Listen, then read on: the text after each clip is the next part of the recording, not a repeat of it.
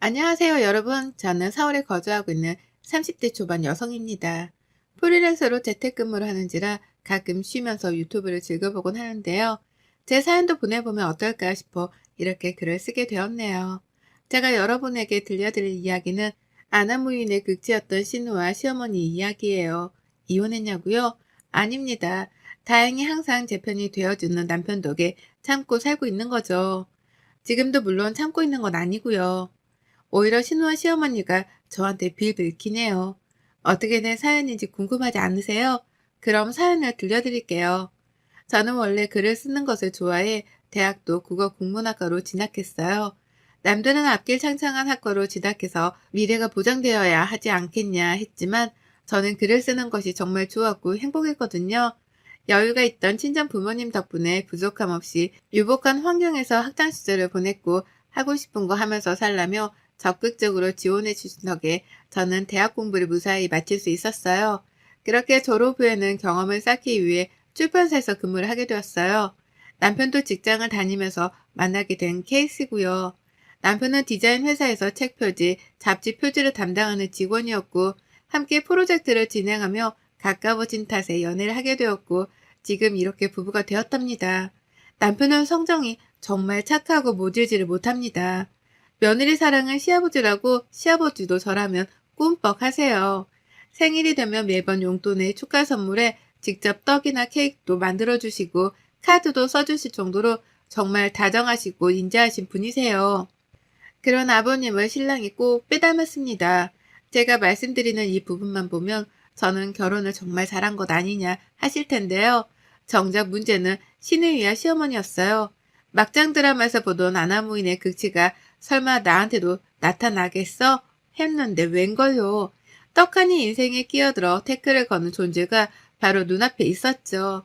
아버님만 따로 찾아뵙고 서로 왕래는 하고 있지 않지만 그만한 이유가 있어요. 재작년 제가 그 사건을 겪고 난 뒤 시부모님이 이혼을 하셨거든요.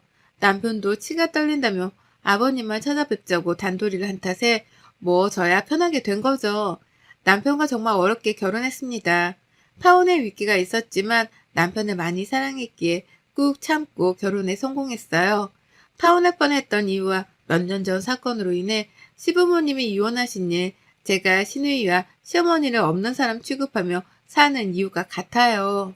결혼 전 양가 집안에 인사를 드리러 갈 때부터가 시작이었어요. 남편의 집에 인사를 갔는데 오느라 고생했냐는 말도 없이 대뜸 빈손으로 왔냐고 묻는 것을 보고 빨리 파악했어야 했어요. 당시 시부모님은 경북 문경에서 과수원을 운영하고 계셨거든요. 아니 제가 처음 인사드리러 간 자리에 빈손으로 갔겠어요. 잘 보이려고 한우 세트에 고급 찻잔 세트에 또 30만 원짜리 양주 한 병에 양손 가득 들고 갔어요. 야근까지 한마당에 더군다나 먼 길을 온 손님한테 앉으라는 말 한마디도 없이 면전에 대고 이런 말씀을 하시더라고요. 너무나 기가 막혔죠. 쓸데없이 이런 거 왜 들고 왔니? 차라리 돈으로 가져오지. 그리고 누구 코에 붙이라고 이 정도 막 가져온 건지 모르겠네. 비싸 보이지도 않고. 예, 이거 백화점에서 산 거 아니지? 신우이는 내 선물 없어요? 다 엄마 아빠가 좋아하는 거고 왜 내 선물은 없죠? 원래 이런 데 오면 미리미리 준비해야 하는 거 아닌가? 벌써부터 점수 깎이네. 때리는 시어머니보다 말리는 신우이가 더 밉다고 했던가요? 신우는 겨우 저보다 3살이 많았고 그래서 그런가 다짜고짜 말을 놓더라고요. 어차피 결혼하면 자기가 손윗사람 되는 거 아니냐며 저를 가르치려고까지 하더군요. 처음 뵙는 자리에서 큰 소리가 나게 할 수는 없기에 남편을 쳐다보며 이 악물고 참았어요. 그렇게 서울로 돌아오는 차 안에서 남편과 크게 다투었어요. 왜 그런 말을 듣고도 가만히 있었냐며 제가 몰아세우자 본인도 긴장해서 아무 소리도 못 들었다며 미안한데 너무 몰아붙이지만 말라고 하는 거였어요.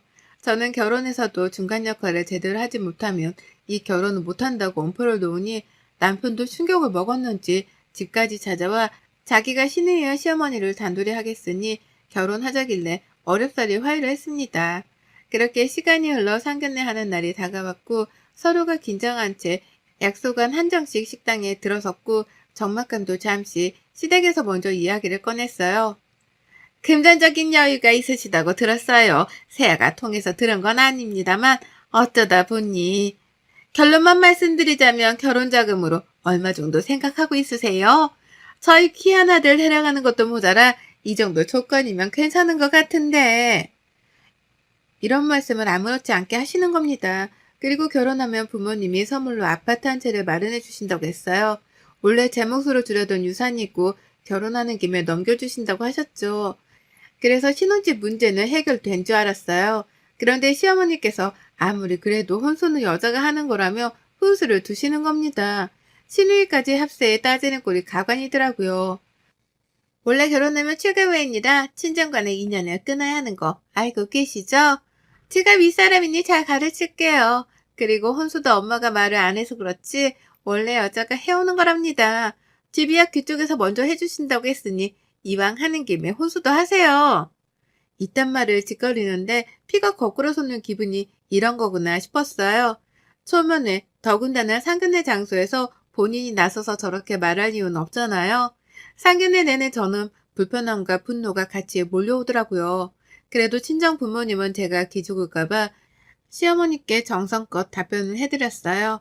결국 상견례가 끝나고 저는 남편과 크게 다투게 되었고 서로 생각할 시간을 갖기로 하고 2달여의 시간이 지났나 남편이 결혼해서 시누이와 시어머니를 정말 철저하게 단돌이 할 테니 파혼을 하지 말자고 이야기했어요. 저도 아직 남편을 많이 사랑하고 있던 터라 남편과 화해를 했죠. 그냥 화해한 것도 아니에요. 결혼 후에도 한 번만 더 이런 일이 생기면 바로 이혼이라고 엄포를 놓았죠. 저도 사람인지라 3번 이상은 못 참는다면서요. 그렇게 결혼하고 신혼집에서 알콩달콩 신혼의 재미를 만끽하던 중이었습니다. 솔직히 신혼부부 아니더라도 남의 집을 방문할 땐 기본적으로 노크를 해야 하지 않나요? 대낮에 배를 너무 울리길래 도대체 누굴까 하고 보니 근처에 살던 시누이가 찾아온 거였어요. 나름대로 장을 봐왔는데 오늘 밥하기가 귀찮다며 건너편 사는 저보고 저녁을 차려달라는 겁니다. 문제는 시누이뿐만 아니라 시어머니까지 합세했다는 거였죠. 신혼을 즐기지도 못하고 소중한 아기 천사가 찾아왔어요. 앞으로 태어날 아기와 함께한 행복한 미래만 생각하기로 했는데 그게 절대 안 되더라고요. 임신한 상태임에도 불구하고 시도 때도 없이 커피 달라 밥 달라 제가 무슨 식모 취급을 받는 것 같이 기분이 나쁘더라고요. 옳게 내가 나서서 미리 우리 집안에 대해 알려주는 거야. 고맙게 생각해. 어디 가서 이런 신우이도 없다? 남의 온갖 생색은 다 내고 정말 절 머슴처럼 부리더군요. 제 성격대로라면 당장이라도 뒤집어 엎고 한 소리 했을 텐데 어쩌겠나요? 뱃속에 아이도 있고 남편 얼굴을 봐서라도 참고 살아야죠. 한 번은 과로로 인해 복통으로 병원에 입원을 했던 적이 있는데 시누이와 시어머니가 찔렸는지 그땐 저한테 괜찮냐고 말을 한마디씩 하더라고요. 임신 초기였던 데다가 스트레스를 받아 몸에서 문제가 발생한 거라며 아이를 위해서라도 긍정적으로 생각하고 행동하라더라고요.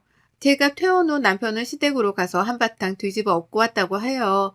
자칫하면 아이가 위험에 빠질 수 있었던 순간이어서 이성의 끈을 놓아버리고 시댁에 가서 제발 저한테 아는 척 좀 하지 말라며 소리를 치고 왔다고. 그래서 그런지 더 이상은 연락이 오지 않더라고요. 그렇게 10개월 정도가 흘러 전 건강한 남자아이를 출산했고 신우와 시어머니는 아이가 태어난 지 얼마 되지 않아서인지 남편이 미리 단도리를 한 탓인지 조용했습니다. 늘 하던 참견도 안 하고 오죽하면 제가 다 불어날 정도였다니까요. 하지만 그런 생각도 잠시였죠.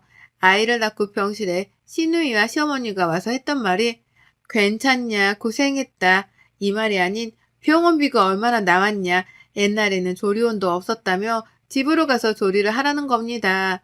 병원 침대에 어렵사리 걸터 앉아 있는데 시누이는 집안 어른들이 오면 좋은 자리를 내줘야 해. 라며 저를 굳이 바닥에 앉히고 침대에 걸터 앉더라고요. 아이 엄마들은 아시잖아요. 자연뿐만이어도 회음부 봉합하는 수술을 받았기 때문에 앉고 일어서는 것도 굉장히 힘들다는 걸요. 하지만 결혼을 하지 않았던 시누이는 그렇다 치자고요. 시어머니도 똑같은 아내였고 엄마이자 여자였는데 어떻게 저한테 이럴 수 있나 싶었어요. 너도 출가외인인지라 아이까지 낳았으니 이제는 온전한 우리 집안 사람이 되거라. 말할 힘도 싸울 힘도 없었기에 혹시라도 나쁜 생각을 하면 우리 아이에게 부정탈까 싶어 그날도 내내 하기 바빴죠. 아이가 생겨 조금 덜한 기분이었지만 여전히 시누이와 시어머니는 잔소리를 해댔습니다. 조용하고 착한 남편이 집안을 뒤집어 엎을 정도로 화를 냈으니 눈치를 보더라고요. 남편이 출근하고 없는 틈을 타 온갖 참견을 일삼았습니다. 예, 아이 옷이 이게 뭐니? 전부 유기농으로 사입하라? 함부로 입히면 안 돼. 우리 귀한 손주 금이야 오기야 예쁘게 키워야지. 너는 아기 옷 고르는 안목도 없니? 라며 가끔 아이 옷 용품 등 좋다는 건 싹 쓸어오셨어요. 덕분에 저야 돈도 긋고 좋은 게 좋은 거라고 나쁠 건 없었죠. 저도 반포기 상태로 이제는 그러려니 했던 것 같네요. 하지만 이미 마음속에는 알게 모르게 복수의 칼날을 갈고 있었나 봐요. 똑같이 되갚아줄 기회만 엿보고 있었죠. 그러다 3개월 지났을 때 신우가 결혼을 했어요. 신우이는 허니문 베이비로 아이가 생겼고 겨울에 애정이를 앞두고 있었죠. 배가 많이 불러와 몸을 가누기 힘들어 하더군요. 저는 신우이에게 미안하지만 나름의 복수를 할 때가 바로 지금부터구나 생각했죠.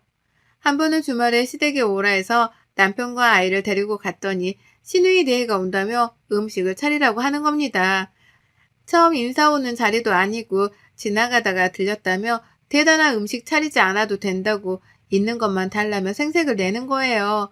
그러면서 전에 나물에 아이를 가진 시누이가 잘 먹어야 된다며 시어머니는 야단법석이셨죠. 제가 아이를 가졌을 때 그 흔한 집밥 한번 해주신 적도 없을 뿐더러 오히려 옛날을 들먹이며 이거 하면 안 된다, 저거 하면 안 된다, 혼수를 두기 바빴으면서 가만히 생각을 한 끝에 저만 호구가 되는 것 같아 시누이와 시어머니를 작정하고 엿먹이려 했어요. 현관문을 열고 들어오는 시누이에게 한마디 했습니다. 출가회인이 어디서 친정에 발을 들여요. 시집가면서 안 배웠어요? 어머님이 안 가르치셨나 보다. 제가 대뜸 그러니까 시누이가 얼굴이 심하게 일그러지더라고요. 뭐라고? 지금 말 다 했어? 엄마, 올케 왜 이래? 뭐 잘못 먹었어? 아니요. 지금 저 지극히 정상이고요. 어머님이 하도 저한테 말씀하시길래 당연히 그래야 되는 건 줄 알았죠. 형님도 출가 외인인데 당연히 그래야 하는 거 아닌가 싶었어요. 제가 틀렸어요? 예. 너 지금 그게 무슨 말이니? 말 다 했어? 오랜만에 집에 온 애한테 무슨 말버릇이야? 시누이와 시어머니가 기가 차하는 모습이 너무도 고소하더라고요.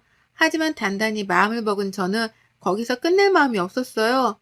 저 음식도 다 했으니 가볼게요. 치우는 것 정도야 어머님 살림이니까 그 정도는 할 수 있죠?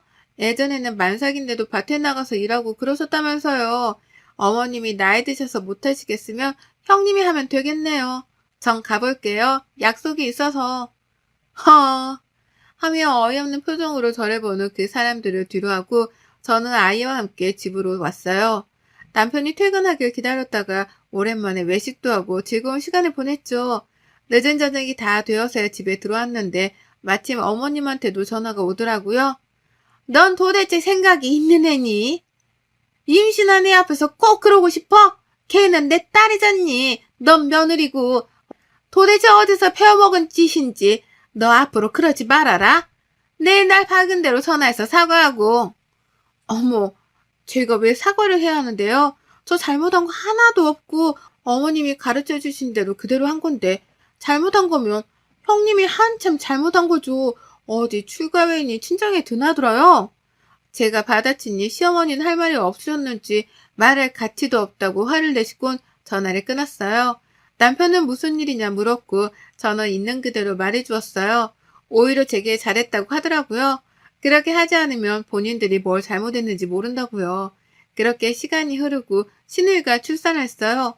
제가 나름 유명한 병원에서 아이를 출산했고 남편이 좋은 환경에서 쉬어야 한다며 값이 비싼 산후조리원에서 몸조리를 했거든요. 시누이도 그게 배 아팠는지 제가 다니던 병원 산후조리원을 그대로 이용하더라고요. 저와 남편은 시누이를 보러 갔어요.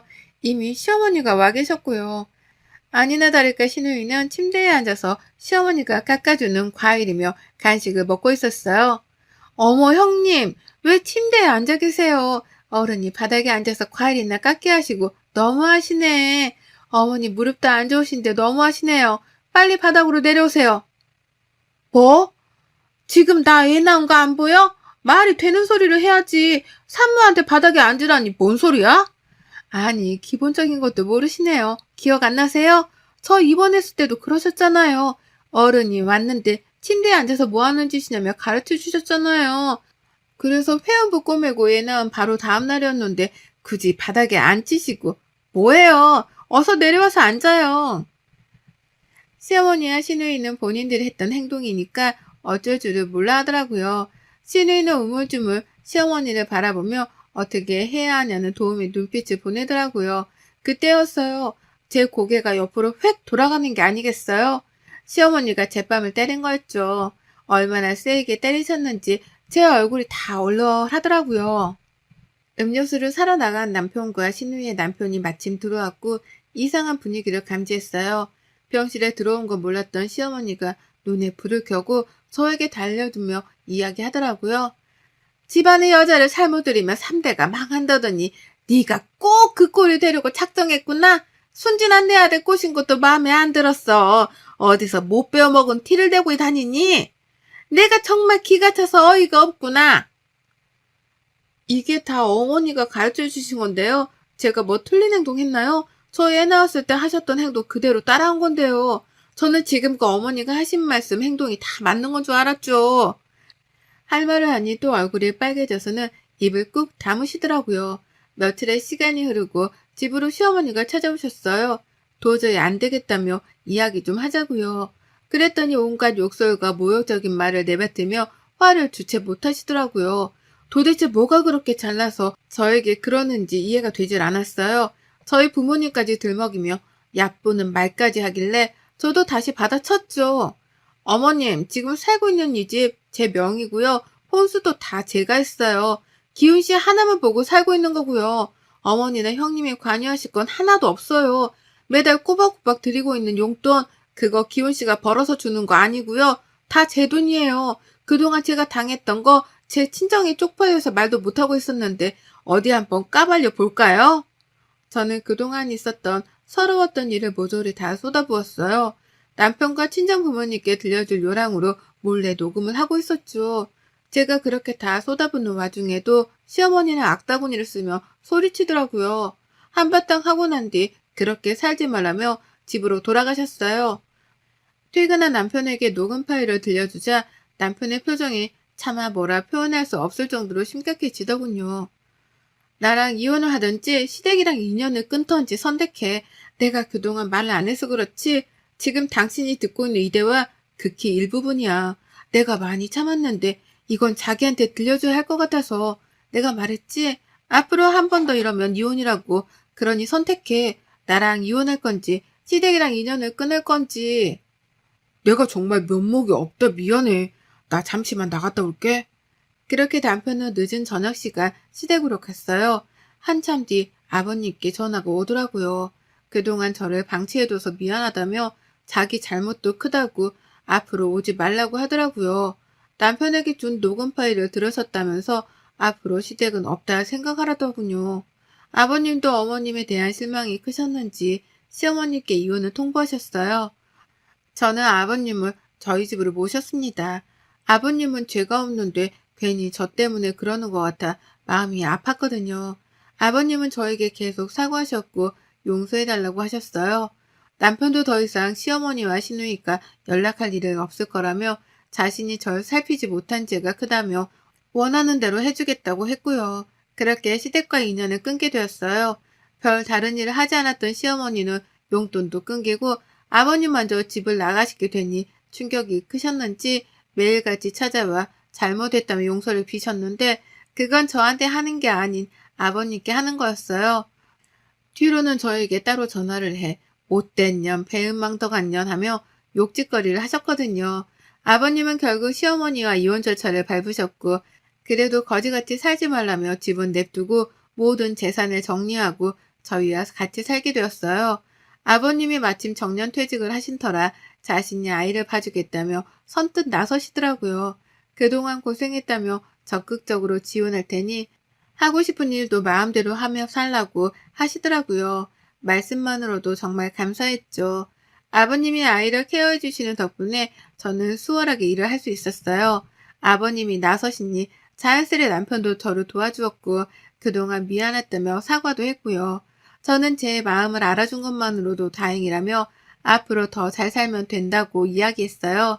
아이를 어린이집에 보내고 남는 시간에는 아버님과 쇼핑도 하고 카페 데이트도 했답니다.